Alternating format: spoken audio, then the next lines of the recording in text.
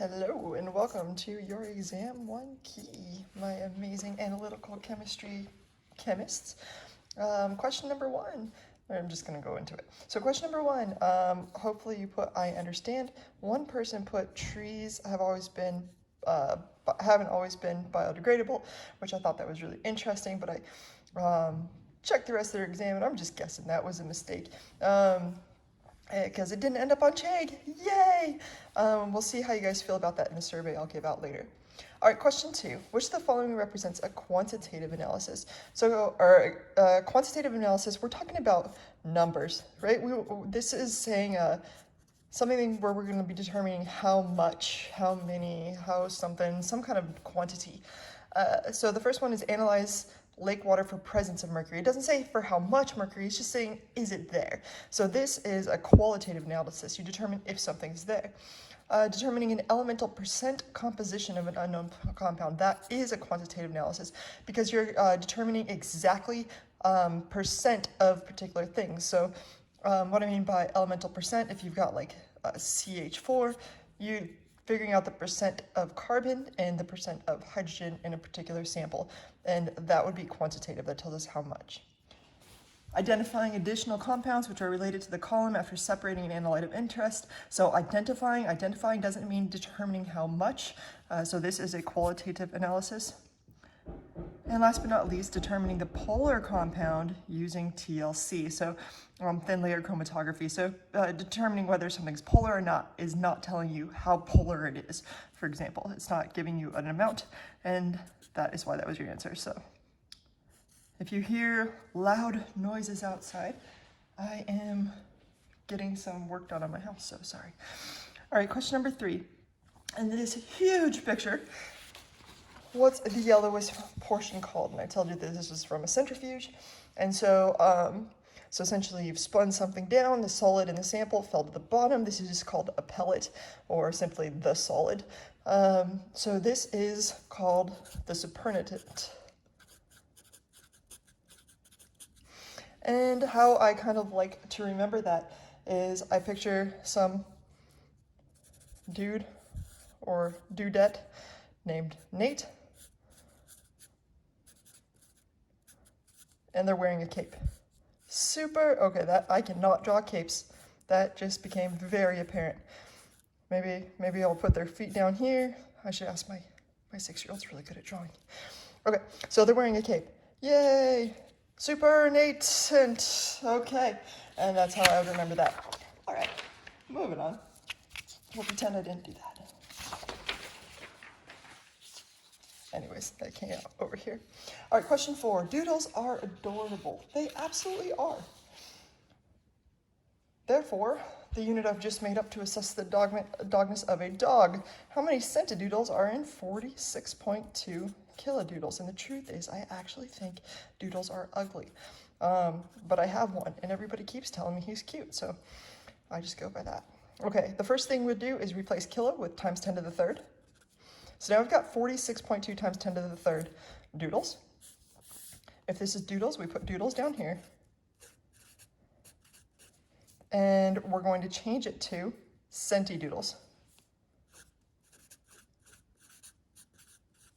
Well, how many doodles are in a centidoodle? Centi is equal to 10 to the negative 2. So I'd put 10 to the negative 2 right there. If you remember, when you divide exponents, you subtract them. So right now we have 46.2 times 10 to the 3 divided by 10 to the negative 2. And this would give us 46.2 times 10 to the 3 minus a negative 2. That's the same thing as adding. So now we're in 46.2 times 10, 3 minus a negative 2 would be 5. But all these answers are in scientific notation, so we have to put it in scientific notation. Right now it's not. 46.2 is actually equal to 4.62 times 10 to the 1. And then we bring out that times 10 to the 5. In other words, 4.62 times 10 to the 6 is the answer we're looking for in terms of centidoodles. The reason I make up my own units is because if I give you milliliters and liters, it's an open book test, right, y'all? So you can just look that up very easily. So I want to make my own units up so that I can ensure that you understand the material. The process shouldn't be any different no matter what units there are. And many Many different systems have many different units, so we should be able to convert them no matter what the heck type of unit we're talking about. All right, question number 5. Doodles are still adorable, and so I'm still lying to you. They're not that cute. And I'm still using it as a unit. So how many cubic centidoodles are in 46.2 cubic kilodoodles? So the first thing we're going to do is we're going to put 46.2 cubic kilodoodles. What that means is that before we had a kilodoodle and we placed that kilo with times 10 to the third, now it's cubed. So now we've got times 10 to the third cubed, doodles cubed. And if you're wondering when we ever went over this, this is in the supplemental information on dimensional analysis. All right, and so this is cubed. Now we got doodles cubed. We want to put doodles cubed down here. And we're turning it into centidoodles cubed.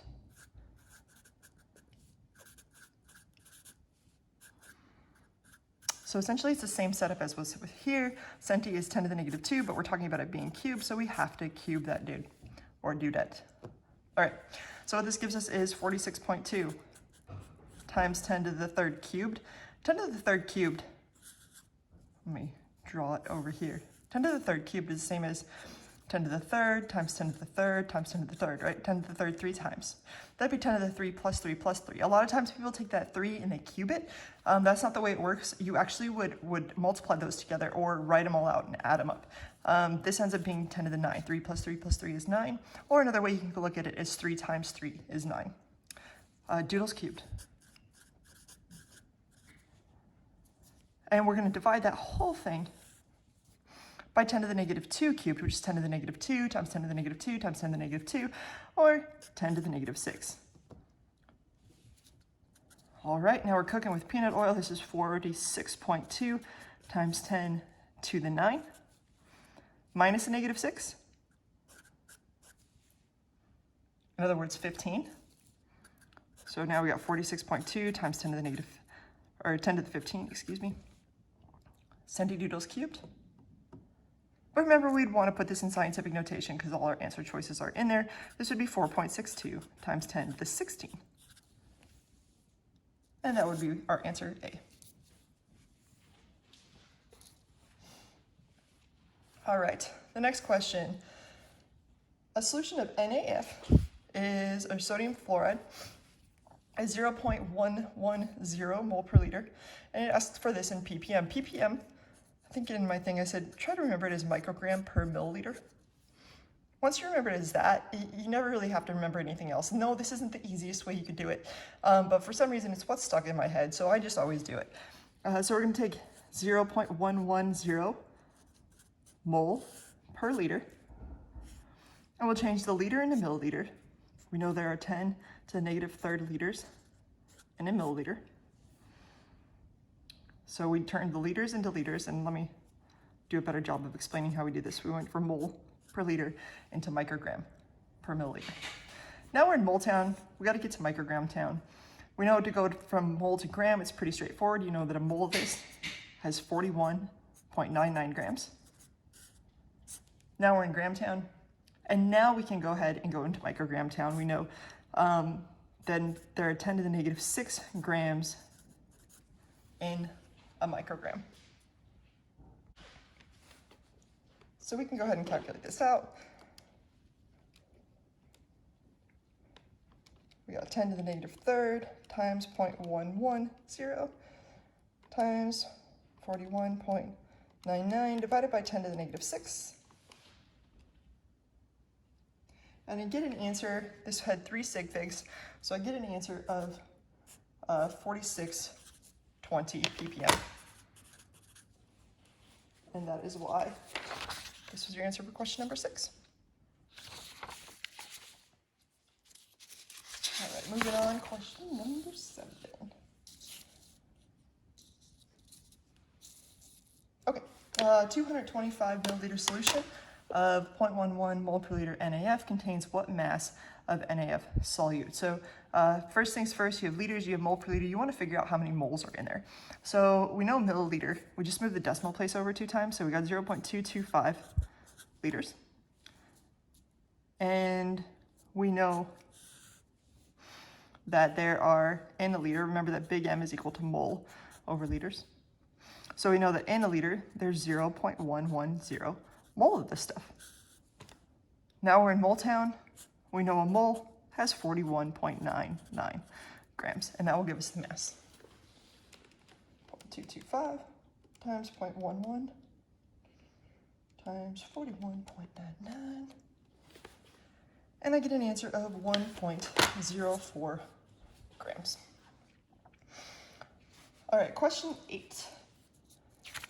You guys did really well on this one. I thought this was a great see if you really are thinking things through question. So you want to perform a titration, so you clean your beer really well and you rinse it with DI water. But the next step is usually to rinse the beer with the titration. If you didn't do this last step though, what would be the outcome? So essentially you've got this burette. It's got some water in it that you didn't clean out. And you put your titrant in there, and those are like my attempt to draw like water beads. You put your titrant in there, and now guess what happened to your titrant? It's more dilute, there's more water in it, right? So now your titrant in here is lower than you think. It's got a lower concentration than you think. Okay, now over here, you're gonna pour it into something, you don't know what's in here, you have no idea. But now it's gonna take even more of this than you thought to react with this, or you didn't really know, I guess. So it's gonna take even more of this than it should to react with this. So because it took more, you're thinking, hey, there's more here, more in this, and therefore there's more in this, and therefore you're overestimating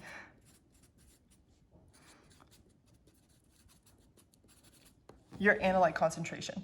And so if you don't clean out your glassware, you're gonna think there's more, this has a higher concentration than it actually is.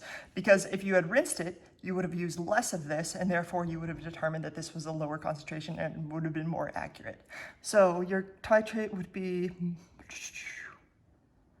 more dilute, so it's one of these, resulting in an underestimation of your concentration. Nope, resulting in overestimation of your concentration, and that is why that was your answer.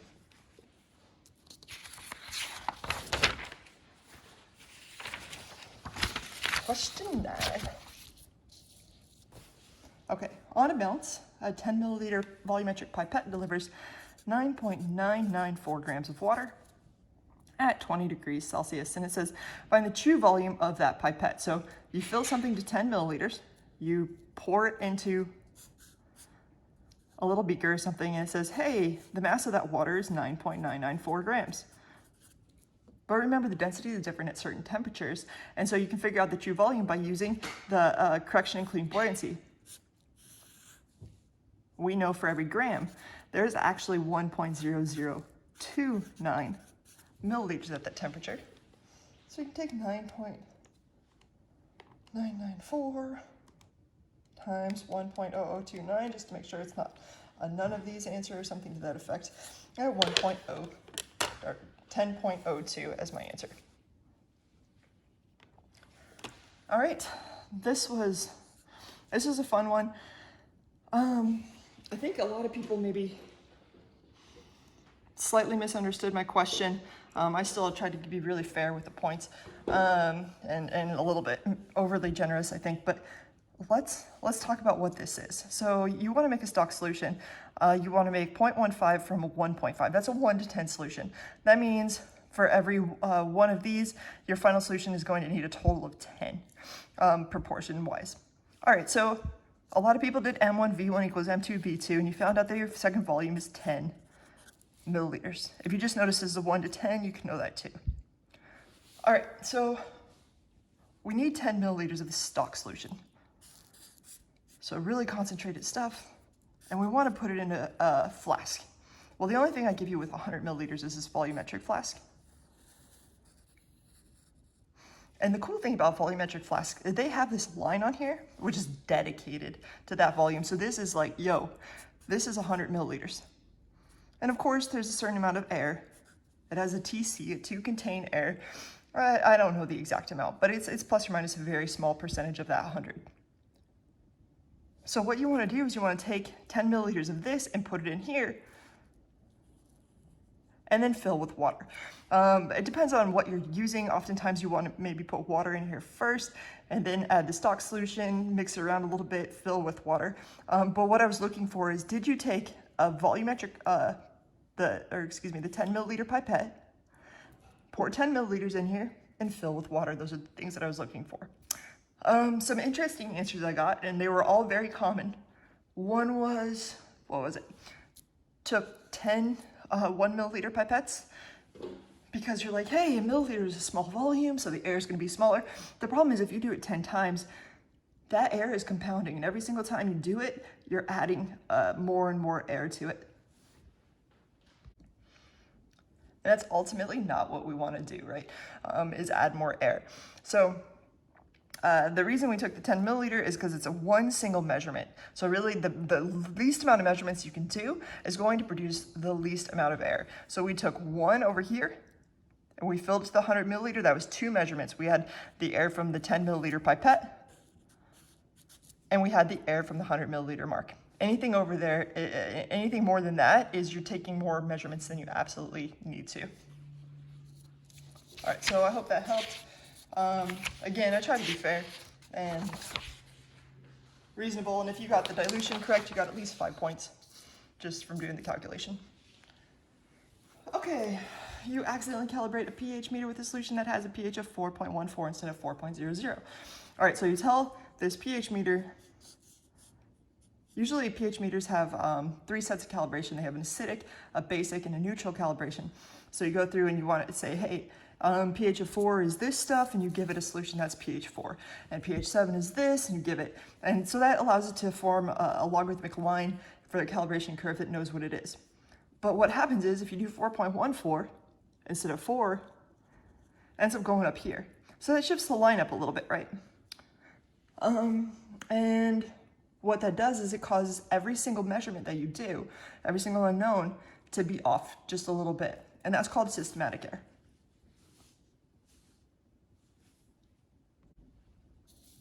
Okay, question 12 says you want to find the concentration of an unknown X in chromatography.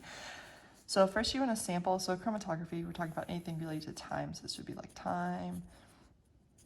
And you're running a sample through, and it comes out. So it says you first run sample X with a known concentration. So I get a nice little peak here. You know that the concentration is 0.416. And you measure the area and you find out that it's area 518, and that's our X. It says you have an internal standard, meaning something else that you add that's really close to it. That's going to allow you to see the difference. And this is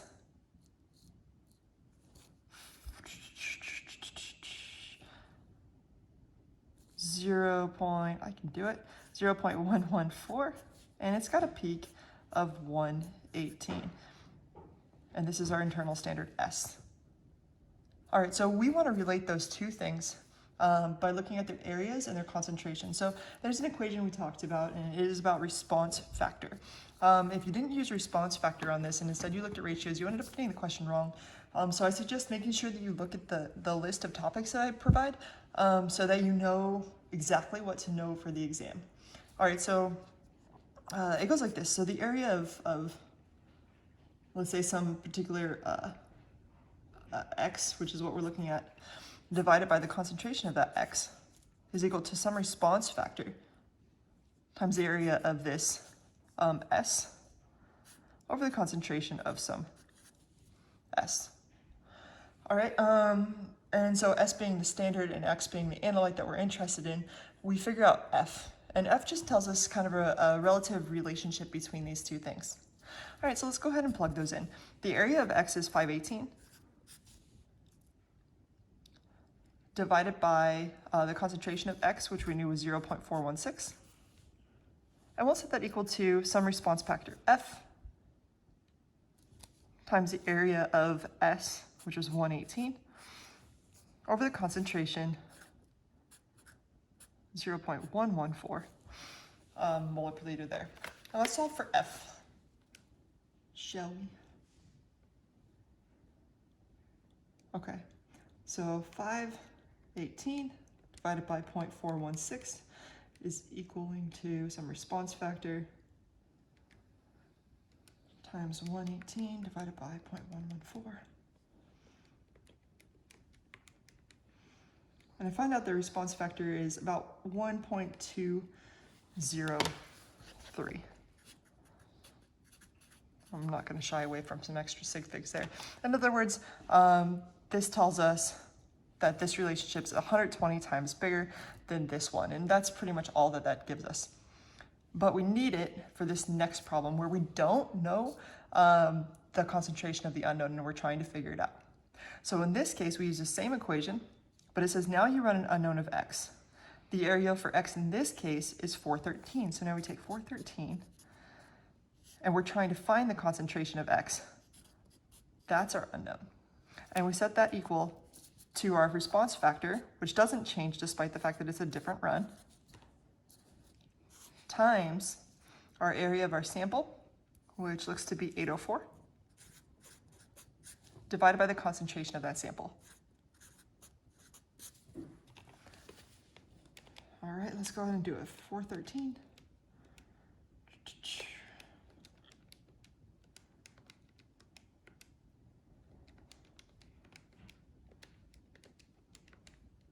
And I get an answer of really high. I'll do it again.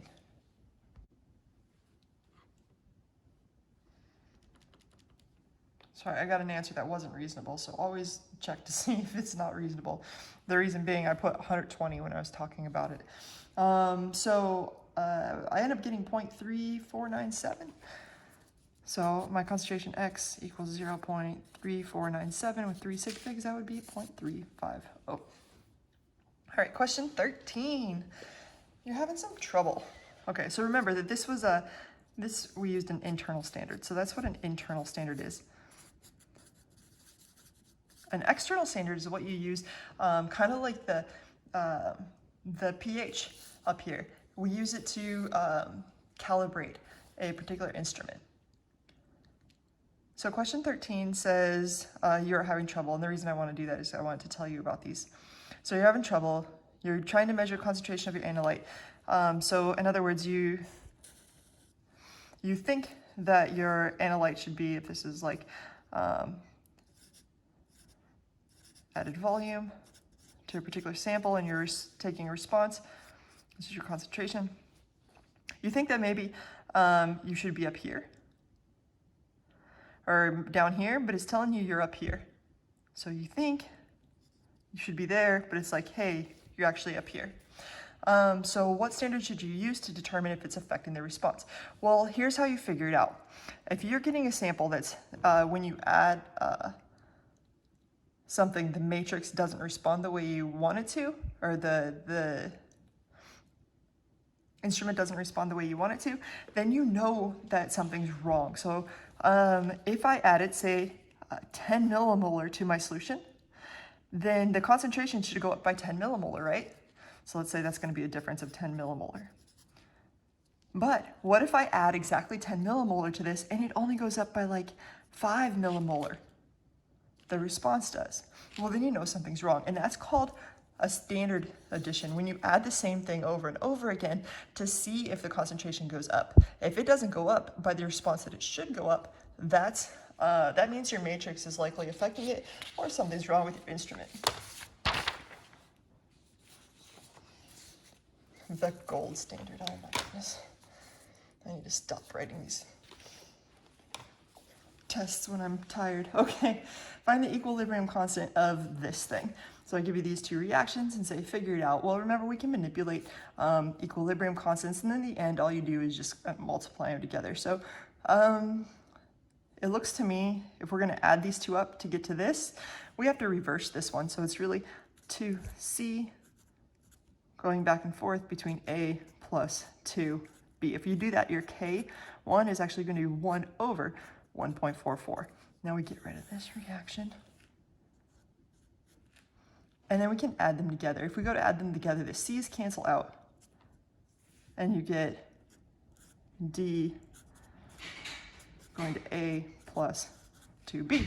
And that's what you're ultimately trying to get. Now to calculate your K final, which is called K3, you multiply those together. You have K1 right here, K1 prime really is what I probably should have called that. We get 1 over 1.44 times 0.174. And that will give you your K. Let's go ahead and do it. 1 divided by 1.44. And you get an answer of 0.121. Now, here's where I was actually kind of surprised. Several people got this part wrong. They got one of these two answers, which is awesome. But I really want, more than anything, for you guys to just think about what this means. Remember that K is products over reactants, right? So if you've got a decimal, what that means is you've got more reactants than you do products. So there would be more reactants than products simply because of the fact that it's 0.121. In fact, this one had to go with this answer, and this one had to go with that answer. These were your only two answer choices that made sense at all.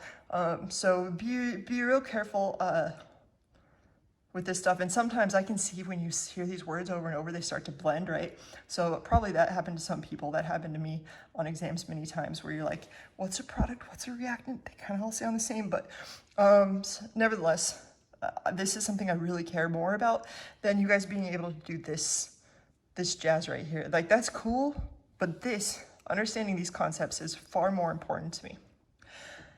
And another important concept to me is question number 15. So if you add heat to water, and this was an example I gave in the lecture, you got some ice water. It's in an insulated container. What I mean by insulated is heat's not going in, heat's not coming out. So right away, that one's out. And if you add some heat to this, apparently that's the sound of heat. What happens is, if the temperature doesn't rise, it went into entropy. It went into melting this ice without changing the overall temperature. So the molecules in here, which were all stuck together and nice and pretty, as a solid, start moving. So these hydrogens are like wee, and you'll get into that in inorganic if you haven't already. And essentially what happens is this guy kind of breaks free from this guy, and they become liquid water.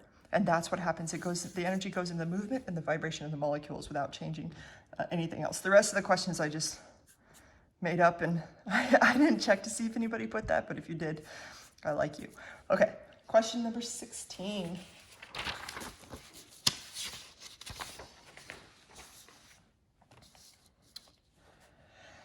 "25 milliliters of 1.3 mole per liter solution." I see this and I automatically, you guys, I just got to do it. I got to put that into moles. I can't even read the rest of the question. 0.025 times 1.3 gives me an answer of 0.0325 mole. Cool. Is mixed with, see it again, 45 milliliters of a 1.8 mole per liter solution. And if you were in any of my other classes, I hope that you did this too. Almost a little too obsessively. Okay, 0.81 moles. In a double displacement to form lead to iodide, you are able to filter out 12.1 grams. So that looks like that's going to be about your actual yield. What is your percent recovery? In other words, what percent do you recover from what you could recover? So lead 2 chloride is PbClO3 2. And you're mixing it with sodium iodide. You would need 2 of them. And what that would give you is lead iodide, lead 2 iodide specifically, plus 2 NaClO3, where this one's going to be your solid. This is aqueous, aqueous, and aqueous. All right, so here you had 0.0325 mole. Here you had 0.081 mole. And here, you don't know what you made, but you did, or you don't know what you should have made yet, but you did make 12.1 grams. So 12.1 grams, can't believe I didn't do that, 12.1 grams divided by 461.01 grams per mole gives me an answer of 0.0262. Again, I took 12.1 grams and turned it into moles. I know that there's 461.01 grams per mole, and that's how I got an answer of 0.0262 mole. All right, so we ended up recovering this much. Let's talk about how much we should have made theoretically. Again, this was our actual yield in mole. Theoretically, if you have this and this reacting, for every one of these, you need 2 of those. So you'd have to divide this by 1, divide that by 2, and see which one's going to be your limiting reactant. See which one's smallest. This one's our smallest one. This would give you like 0.0405. This is 0.3 is small, 0.03, it's smaller.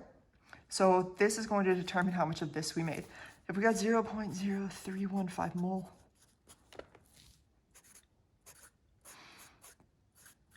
and you want to be at the point where you're not having to write stuff out. I'm writing stuff out so you can follow it in case you're missing some concepts. You want to be at the point where you're like, this divided by 1 times 1 equals how much you should have made.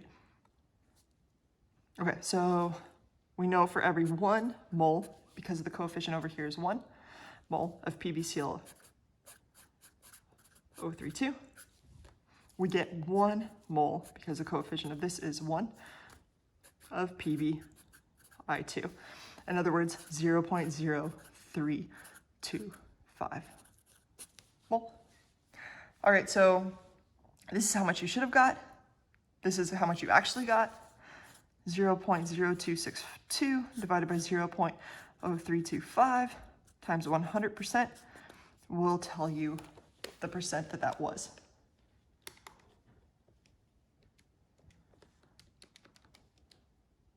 And I get 81%. All right, so hopefully that went well. If it didn't, go back through and make sure you understand yield. That's something I think I threw in one of the first week or 2 of lectures as a supplemental thing. Okay, it takes 29 milliliters of 0.430. So first things first, I take 0.029. I'm realizing I'm not writing everything down that I'm doing, and I don't want to do that to you guys. So 0.029 times 0.430 gives me how many moles I got of this thing. And that is 0.0125 mole. It's all 3 sig figs, so we'll be okay with this. And I'll keep the answer in my calculator. Okay, so that tells us how much of this sulfate stuff we got. Over here,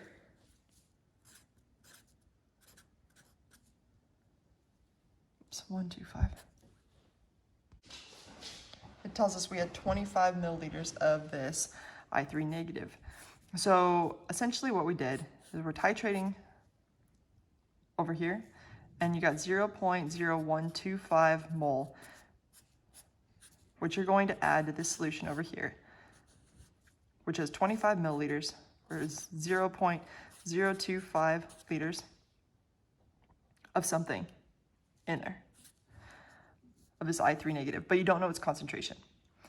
But if it takes 0.125 moles in order for this reaction to be, for the titration to be completed, then you can figure out how many moles there must have been of this I3 negative in here. We say, all right, you got 0.0125 mole, this thiosulfate 2 negative, and you know for every 2 moles of that, you need 1 mole of the I3 negative. So I'm going to take my number that I had in my calculator, I'm going to divide it by 2.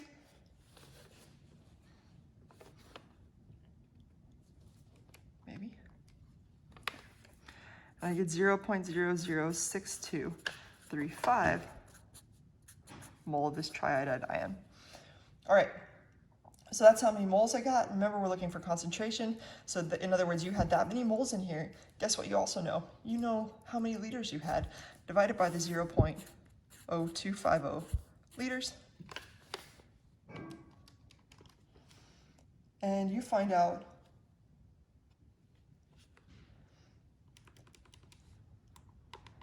that your concentration was none of those.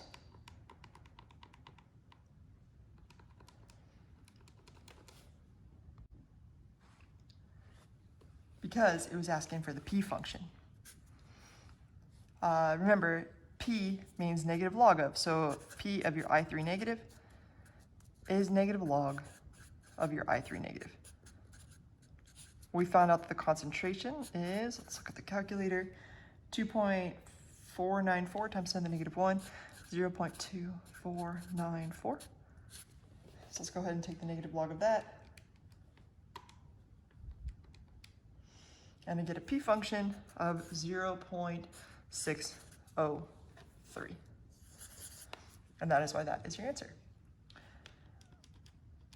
All right, moving on to 18. So we have the sodium phosphate, Na3PO4, and we want to know mu. Remember, mu equals 1/2 times the sum of the charge times the concentration. So the concentration of this sodium phosphate, Na3PO4, would break down into 3 sodiums and 1 phosphate. If this started out as 0.010, over here we'd end up with 0.030 sodiums because there's 3 times that amount for every one of these. And we'd end up 0.010 over here. Remember, this is a +1 charge, and this is a 3 negative charge, or a -3 in this equation. All right, let's go ahead and do it. Our first charge, again, you're gonna do the concentration, 0.030, times its charge squared, +1 squared, plus our phosphate concentration, 0.010, times its charge, -3 squared. And the reason you square it is just to make sure you get rid of that negative. So we got 0.03 times 1 squared, which would just be 1, plus 0.01 times 3 squared, -9, or -3 squared, which would be 9. And that gives me 1/2 times 0.12, which would be 0.06. And that is why 0.060 is your answer.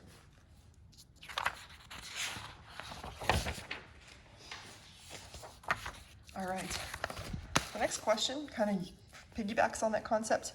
Remember that as ionic charge or ionic strength is increased, your stuff is going to be more soluble. So essentially I gave you the same concentration of each of these and I said, hey, which one is it going to be more soluble? Well, it's going to be the one that breaks down the most ions and therefore has the most ionic charge. Now we can go through and do each of these. We already found this one to be 0.060, and that's why I used it in the last example, so you kind of already were thinking about it. But if you were to do this, it would be lower than that, less than 0.060, and this would be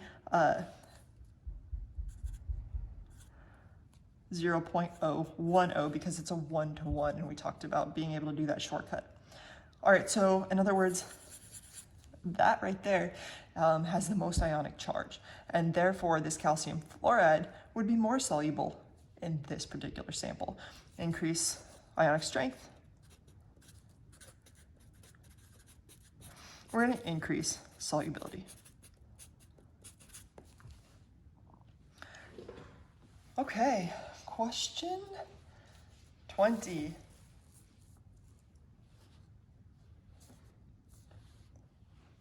All right, so it says find the activity coefficients, or using activity coefficients, find this mercury 1 and saturated mercury 1, bromide 1, and 0.da KSP. So KSP equals 5.6 times 10 to the negative 23.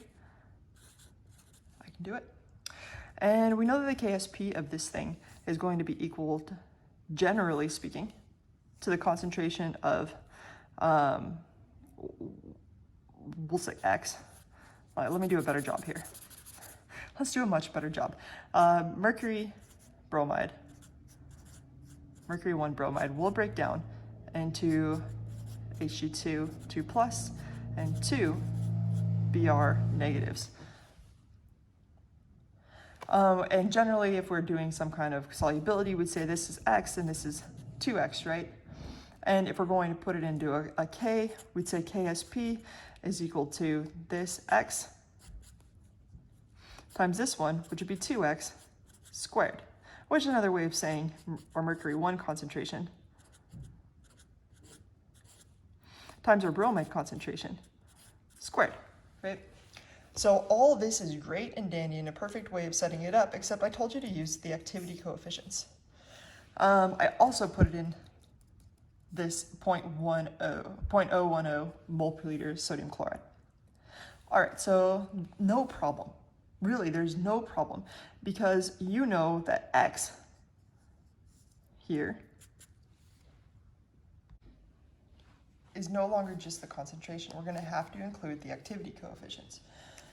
And so, so instead of using these concentrations here, all we have to do is add gamma, which would be the activity coefficient, just after. So really, this is not right when we're using activity coefficients.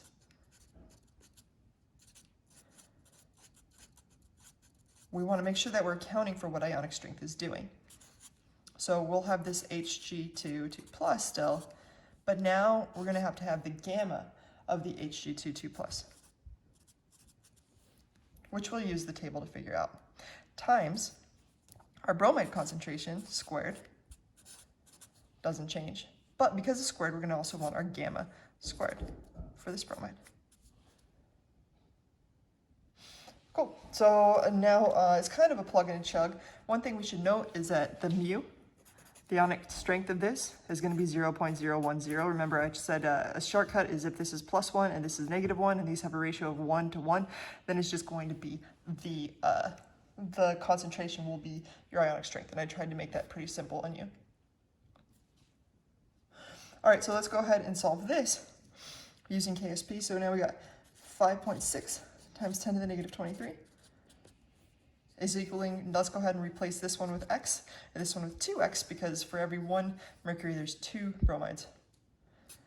X times gamma Hg2 plus 2X squared will be 4X squared times gamma squared bromide.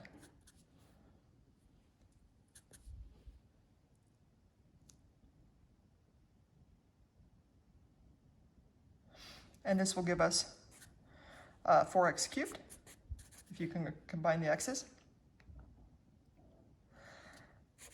times the gamma of mercury 1, times the gamma squared of this bromide. Time to bust out the table. Again, we know that we're looking at 0.01. So the gamma squared of mercury 1, ooh, I should have found it before I did this. Mercury 1, there it is, it's right here. So its gamma is 0.660, that's 0.660. And the bromide one, where are you at, bromide? You can tell how much you use in this table. Sorry if you guys already found it. All right, there it is. Is 0.899 times 0.899. In other words, our simplified equation is this equals 4x cubed times 0.660 times 0.899 squared. And if we can find x, then we can find this mercury 1 concentration. So let's set the whole shebang equaling to 5.6 times 10 to the negative 23. That's really sparingly soluble. Equals x .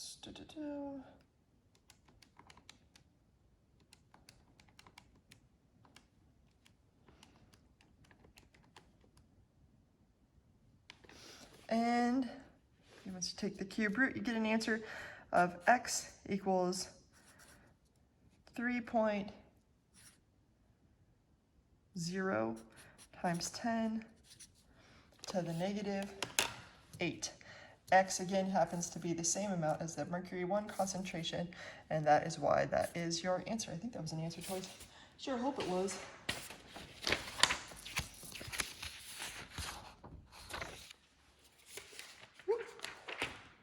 There it is. Bar she blows 3.0 times 10 to the negative 8. That was fun. All right, we got one more question and we are done, huh? Ah, yes. Question 21. You know what? I'm going to do this on Excel. So hold up. Okay, so I see that I have my samples, 1, 2, 3, and 4, and I could have just dragged those down if I'd wanted, and my measurement, my doggles.